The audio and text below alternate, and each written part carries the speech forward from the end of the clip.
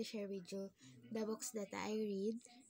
Title po nito is Rich Dad and Poor Dad. I know madami na po sa inyo ang nakaririnig yung book na yon kasi super famous po nun and madami pong lesson financially ang matututunan natin dun sa books na yun.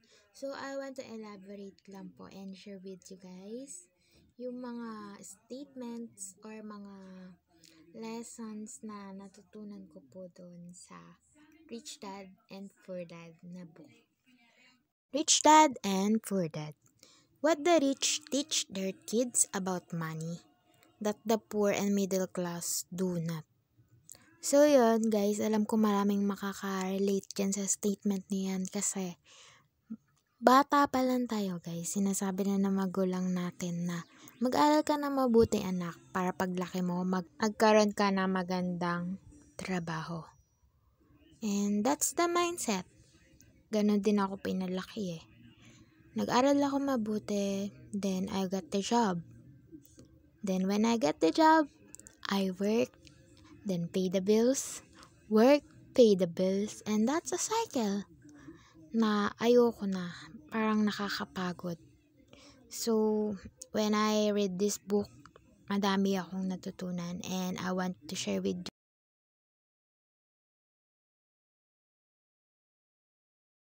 Having two dads offered me the choice of contrasting points of view, one of a rich man and one of a poor man. Kung paano magpalaki ang rich dad at ang poor dad. Yun yung unang chapter guys, introduction ng book na to. And sobrang magkaiba yung naging input ng dalawang dad dito sa book na to guys. And that hits me hard guys kasi sobrang nakarelate ako dun sa poor dad. Pagpapalaki ng isang mahirap na pamilya na lagi nga sinasabi is mag-aral ng mabuti para magkaroon ng magandang trabaho. And yung rich dad naman is tinuturuan niya yung mga anak niya habang bata pa lang kung paano yung buhay, kung paano kumita ng pera. Kumbaga, minumulat niya na yung mga anak niya na mag-observe or gawin tong bagay na to kasi ganito kahirap kumita ng pera. So, ikaw, kung ikaw yung anak nung rich dad na yon na nagtatrabaho, nag-o-observe ng mga empleyado, nag-o-observe kung paano ang buhay sa murang edad, gugustuhin mo pa bang maging empleyado in the future? Syempre, hindi. So, you will aim high kasi ranas mo na sa murang edad na ang hirap maging empleyado. Pagod. Then, nakikita mo din yung ibang empleyado na puro cycle lang yung buhay na umiikot lang sa trabaho yung buhay nila and wala silang financial freedom. And ayun yung unang lesson na gustong ituro ni Rich Dad. Because the rich dad don't work for money. The poor and the middle class work for money. The rich have the money, work for them.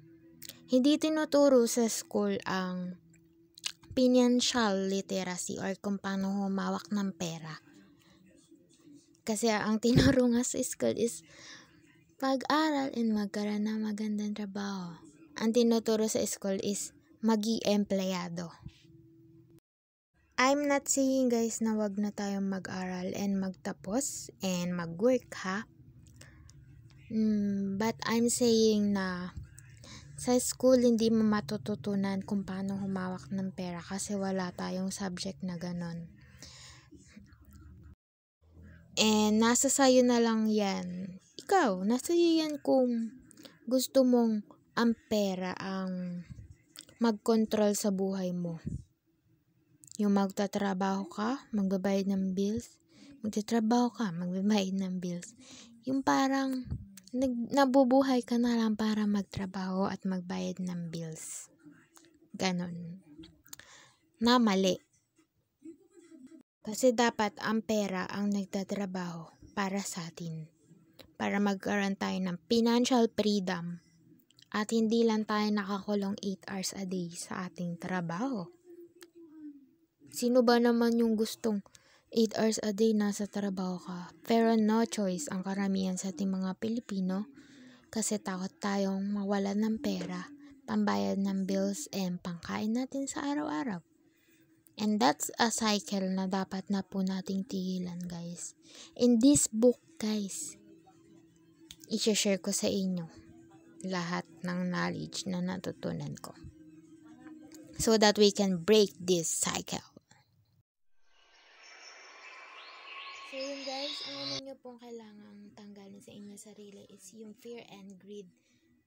And palitan nyo po ito ng responsableng paghahawak po sa pera. And para po maging responsable po kayo sa paghawak ng pera, is kailangan nyo pong matutunan ang difference between assets and liabilities. So yun guys, ayan po yung example ng income statement. Ang asset po guys, ito tandaan nyo ha. Ang asset is yung mga bagay na pinurchase mo na magge-generate ng income. Halimbawa po dyan is apartment. Magbibigay po yan sa'yo ng income. Naglabas ka ng pera, pero may papasok sa'yo na income. Then, ang liabilities naman po, naglabas ka ng pera, and walang papasok po na income, kundi expenses. So, yan na guys. Let's recall, ang asset ay magbibigay ng income at ang liabilities ay expenses. So, yan guys, para po mas maintindihan yung mabuti, ipapakita ko po kung paano ko po binabudget ang aking sahod. Ayan po yung income statement ko guys. And ang una ko pong ginagawa kapag hawak ko na po yung aking sahod is inuuna ko pong i-allocate po yung mga assets ko po. Kumbaga, ayan po yung mga investment ko. Then, saka ko po pagkakasyahin yung mga liabilities, yung mga bills ko naman po. Ang nasa mga assets ko po guys is ayun yung mga investment na itatakal ko na lang po sa next vlog po natin. Then yung mga liabilities ko naman po is yung PLDT bills, electricity, water bill, grocery po. Pero 50-50 lang naman po yung naging hatian po nila. Pero in the future na mag-add po ako ng assets is magbabawas po ako sa liabilities. So yan guys, bago ko po tapusin yung video na to, sana po may natutunan kayo na yung sahod na pinaghihirapan po natin is gastusin po natin ng tama. Lalo na po sa mga OFW dyan is alam ko pong super hirap pong kumita ng pera, lalo na po malayo kayo sa inyong mahal sa buhay. And saludo po ko sa inyong lahat na nandyan po sa ibang bansa para magtrabaho po para sa kanilang pamilya. Alam ko po din na nagsasacrifice kayo dyan para sa inyong pamilya, pero sana wag niyo pong kalimutan yung sarili niyo. Sana po wag niyo kalimutang mag-invest, wag niyo kalimutang mag-ipon, kasi kapag po umuwi kayo dito sa ating bansa is meron po kayong madudukot. And siguro po sa 2 years or 3 years na pagtatrabaho niyo po dyan, kung meron po kayong ipon is magiging maginhawa na po yung inyong buhay dito sa ating bansa. Huwag niyo po kalimutang mag-invest, and huwag po kayong matakot na magtayo ng sarili niyong business. Kasi ko po, para sa akin guys, kahit po hindi sa mga OFW wala pong asenso sa pagtatrabaho lang. Kahit po magtrabaho tayo ng 8 hours to 10 hours a day, hindi po tayo aasenso guys. Kaya ang i-aim po natin sa sarili natin is habang nagtatrabaho tayo, mag-save po tayo. Mag-save tayo ng ating para sa retirement natin and para sa ating negosyo. Para po pagtanda natin is hindi po natin problema yung ating pera nagagastusin. Kumbaga naka-ready na yung retirement natin, and para makapag-retire po tayo na maaga.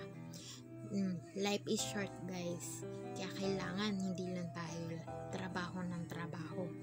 Kailangan ma-enjoy din po natin yung ganda nitong Pinas, and makapag-travel po tayo abroad nang hindi dahil sa trabaho, kundi dahil sa bakasyon and makasama po natin yung ating pamilya, and yun po yung pinakamaganda sa lahat, spend time sa ating pamilya and make memories. So yun guys, thank you for watching. Sana po madami kayong natutunan dito sa vlog ko po na to. I'm not a financial advisor po guys. I'm just sharing po ng natutunan ko sa book na Rich Dad and Poor Dad. Thank you guys for watching and God bless.